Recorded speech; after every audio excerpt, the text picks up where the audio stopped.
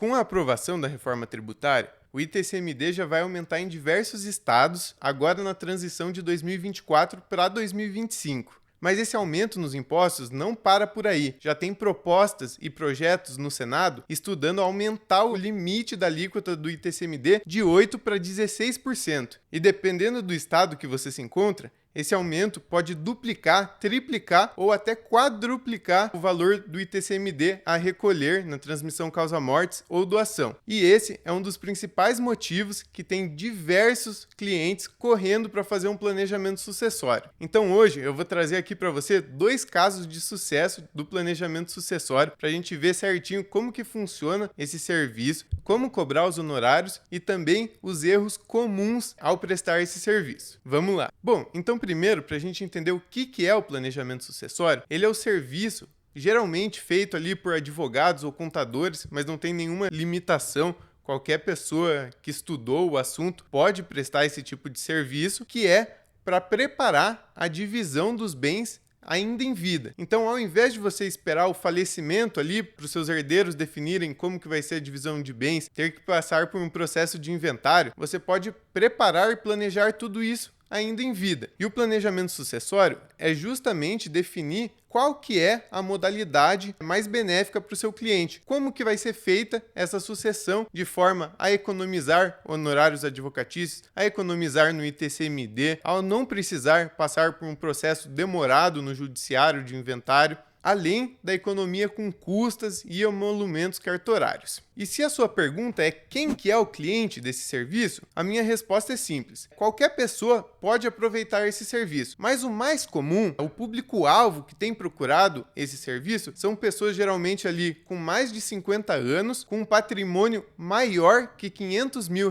e também proprietários de bens imóveis. Então esse é o perfil do cliente que você precisa procurar para prestar esse serviço. Então, bora agora analisar 2 casos de planejamento sucessório. Eu vou narrar aqui o primeiro caso para você. Então, esse cliente, ele era um médico de 58 anos, ele era domiciliado no Rio de Janeiro, casado em separação total de bens e pai de 3 filhos. Ele também era proprietário de diversos bens imóveis espalhados por todo o Brasil e ele alugava esses bens imóveis como uma forma de renda, de investimento. Então, esse cliente procurou um advogado e o contratou para fazer um planejamento sucessório e definir qual modalidade seria mais benéfica para o seu caso. Aqui foram selecionados os carnês de IPTU dos imóveis, a declaração de imposto de renda do último ano e também a certidão de casamento, para que fosse possível fazer essa sessão de viabilidade e definir qual que seria a solução mais vantajosa para esse caso. E a partir da análise desses documentos, nós fizemos o cálculo de planejamento sucessório no CJ para a gente poder comparar esses valores. Então, primeiro a gente lançou os valores de todos os bens, também o estado de localização, o custo histórico e o valor venal, e aí no resultado, a gente chegou à seguinte conclusão. A modalidade apontada como mais vantajosa foi a constituição de uma holding familiar. Aqui a gente pode ver uma economia de R$1,5 milhão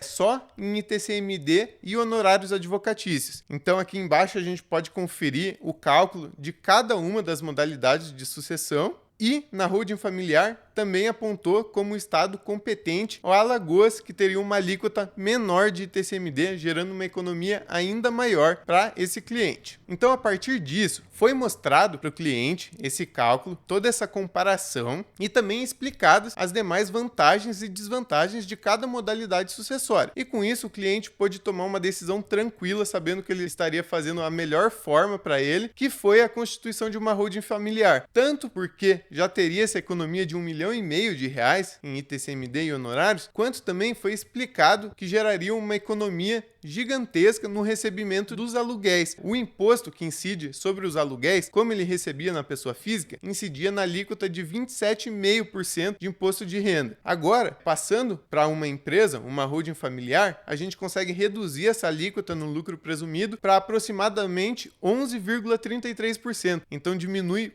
menos da metade do que ele pagava de imposto. Esse foi o primeiro caso, ficou claro aqui como funciona o planejamento sucessório, mas eu ainda vou trazer um segundo caso que é um pouco diferente, então deixa eu narrar ele aqui para você. Então, nesse caso, a cliente era uma idosa de 73 anos que após passar pelo inventário do seu marido, ela ficou com todos os bens do seu marido, como eles não tinham filhos, ela decidiu fazer um planejamento sucessório porque ela queria deixar esses bens para os seus sobrinhos. Então, a partir da vontade dela e dos documentos solicitados, chegou-se à conclusão de 3 opções de modalidades sucessórias. A primeira delas seria fazer um testamento e posteriormente teriam um inventário judicial. A segunda opção seria fazer uma doação com reserva de usufruto para os sobrinhos e a última seria a constituição de uma holding familiar. Então, nesse caso também foi lançado todos os valores no cálculo de planejamento sucessório do CJ e chegou-se ao seguinte resultado. Então, aqui a gente também teve como mais vantajoso a constituição de uma holding familiar, gerando uma economia ali de quase R$400 mil para essa cliente. Porém, quando foi explicado a essa cliente que uma holding familiar demandaria ali um custo de manutenção anual com contabilidade, ela acabou optando por fazer a doação com reserva de usufruto, que também geraria uma economia bem grande em comparação com o inventário. Então tá aí 2 casos de planejamento sucessório, lembrando que deu para ver aqui que não existe uma solução universal. Em cada caso, para cada cliente, é preciso analisar todos os documentos, a situação, a vontade familiar para definir qual que é a modalidade mais vantajosa. A gente não pode estipular aqui uma solução para todos os casos. O advogado, a função dele é analisar e definir para o cliente qual que seria a melhor opção e dar a liberdade para esse cliente escolher também. E agora uma dúvida muito frequente, que é como cobrar os honorários para esse tipo de serviço. Vale lembrar que isso vai depender de cada profissional, também do estado que esse profissional atua, em que a gente tem tabelas de honorários de OABs diferentes, mas eu vou trazer aqui uma estimativa, uma média do mercado para a gente conseguir ter uma noção. Então, o mais comum é cobrar um valor inicial pela consulta, também chamada ali de sessão de viabilidade, e um valor posterior pela implementação da solução. Para a consulta, geralmente esse valor fica em torno de R$500 a R$1.000, mas tem muitos advogados que eles abatem esse valor da implementação da sucessão, que é um valor mais significativo. Então acaba ali que tem vários casos em que nem é cobrado a sessão de viabilidade, caso o cliente opte implementar a solução com aquele escritório. Agora, quando se trata das soluções, para o inventário judicial, a gente tem uma média de 15% a 25% do valor do patrimônio do cliente falecido. Já no inventário extrajudicial, esse percentual sobre o patrimônio, ele cai para 10% a 20%, dependendo muito do caso e do advogado. Agora, para a doação com reserva de usufruto e para a holding familiar, é mais comum a gente ter a cobrança de um valor fixo pela implementação da solução, ao invés de um percentual sobre o patrimônio. Mas também existem advogados que cobram um percentual. Já para a doação com reserva de usufruto e para a holding familiar, o mais comum é cobrar um valor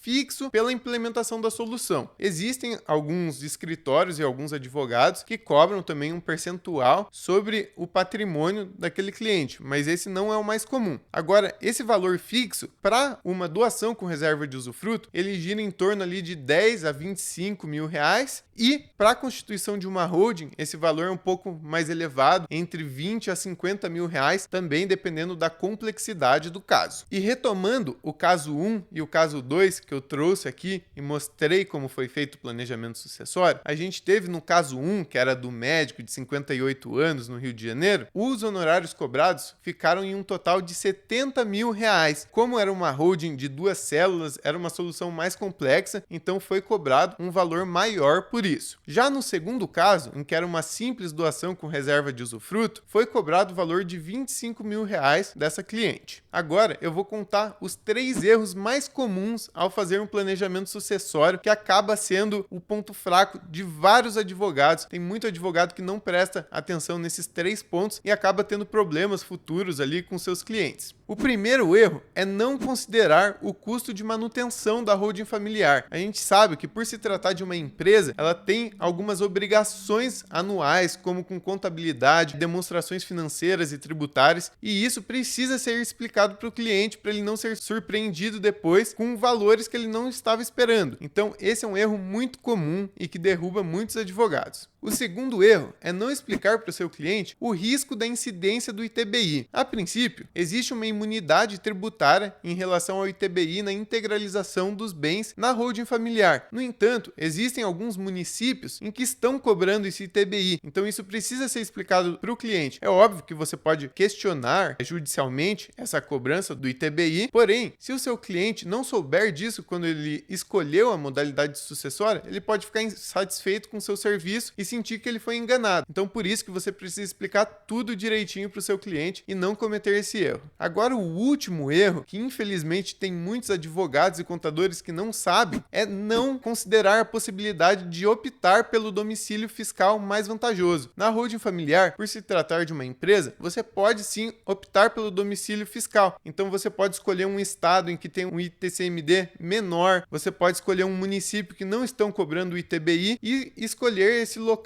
como domicílio tributário, domicílio fiscal para essa empresa. Então, isso precisa ser levado em conta. E uma boa notícia que eu te trago é que isso já é considerado no cálculo do CJ. Você pode selecionar a opção mais vantajosa de domicílio tributário e o próprio cálculo vai te indicar qual que é o estado com o menor ITCMD para aquele caso. Se você chegou até aqui, dá um like nesse vídeo. Também escreva aqui nos comentários um serviço que você gostaria de ver aqui no canal do CJ, que a gente vai trazer novos casos. E também não se esqueça de se inscrever no canal para você ficar por dentro. Toda semana a gente está trazendo novidades e oportunidades no mundo jurídico. Então se inscreva para não perder nada. Abraço!